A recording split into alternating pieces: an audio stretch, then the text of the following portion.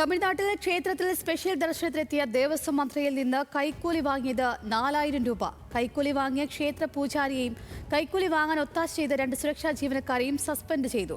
തിരുച്ചെന്തൂർ മുരുകൻ ക്ഷേത്രത്തിലെ ദർശനത്തിനാണ് പൂജാരി കൈക്കൂലി ചോദിച്ചത്.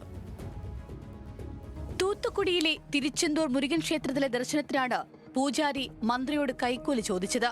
ക്ഷേത്രത്തിൽ രഹസ്യ പരിശോധനയ്ക്കെത്തിയ മന്ത്രി എസ് രമേശിൽ നിന്നാണ് 4000 രൂപ കൈക്കൂലി വാങ്ങിയത്. വൈകാശി ഉത്സവത്തിരക്കായതിനാൽ സ്പെഷ്യൽ ദർശനത്തിന് ഫീസ് ഒഴിവാക്കിയിരുന്നു. ഇതിനിടെയാണ് ടീഷർട്ടും മാസ്കും ധരിച്ച് മന്ത്രി എത്തിയത്. മന്ത്രിയുടെ സ്റ്റാഫ് 4 പേർക്ക് സ്പെഷ്യൽ ദർശനം ലഭിക്കുമോ എന്ന് അന്വേഷിച്ചപ്പോൾ 1000 രൂപ വീതം നൽകണമെന്ന് സുരക്ഷാ ജീവനക്കാർ ആവശ്യപ്പെട്ടു. പണം കയ്യിലില്ലെന്ന് പറഞ്ഞപ്പോൾ ഗൂഗിൾ പേ ചെയ്യാൻ ആവശ്യപ്പെട്ടു. മന്ത്രി തുക ഓൺലൈനായി പൂജാരിക്ക് അയച്ചു കൊടുത്തു. അന്നദാനത്തിനെത്തിയപ്പോഴാണ് മന്ത്രിയെ മറ്റുള്ളവർ തിരിച്ചറിഞ്ഞത്. ഇതോടെ പൂജാരി മാപ്പ് എഴുതി നൽകി. കൈക്കൂലി വാങ്ങാൻ അനുവദിക്കില്ലെന്ന് മന്ത്രി താക്കീത് നൽകുകയും ചെയ്തു. എന്നാൽ മന്ത്രി മാപ്പ് നൽകിയതിന്റെ പേരിൽ വിവാദമുയർന്നു. പൂജാരിമാർ അഴിമതി ചെയ്താൽ ശിക്ഷയില്ലെന്ന് DMK ആരോപിച്ചു. പിന്നാലെ വിശദീകരണവുമായി മന്ത്രി രംഗത്തെത്തി.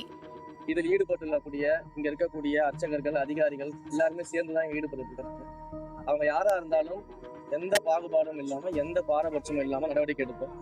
அதற்குள்ள இணையத்துல ஒரு தப்பான செய்தியை பரப்பி விட்டுட்டு இருக்கிறாங்க. மன்னிப்பு கடிதம் வாங்கிட்டு மன்னிச்சு விட்டோம்னு சொல்லிட்டு அவங்க கிட்ட விளக்க கடிதம் கேட்டு விளக்கம் வாங்கிருக்கோம். எப்படி நீங்க அனுமதிச்சீங்க, எதுக்காக பணம் வாங்கிட்டு உள்ள அனுப்பிச்சீங்கன்னு சொல்லிட்டு விளக்க கடிதம் தான் அவங்க கிட்ட வாங்கியிருக்கோம். அது மன்னிப்பு கடிதம் கிடையாது. உண்மையிலேயே குற்றம் செஞ்சிருக்கக்கூடியவர்கள் யாராக இருந்தாலும் எந்த பாரபட்சமும் இல்லாம எந்த தயக்கமும் இல்லாம அவங்க மேல നടപടിക്ക് എടുക്കും. മാപ്പപേക്ഷയല്ല, വിശദീകരണമാണ് എഴുതി വാങ്ങിയതെന്ന് രമേശ് വ്യക്തമാക്കി. അച്ചടക്ക നടപടിക്ക് ഉചിതമായ നടപടിക്രമം ഉണ്ടെന്നും അതനുസരിച്ചുള്ള നടപടികൾ ഉണ്ടാകുമെന്നും മന്ത്രി പറഞ്ഞു.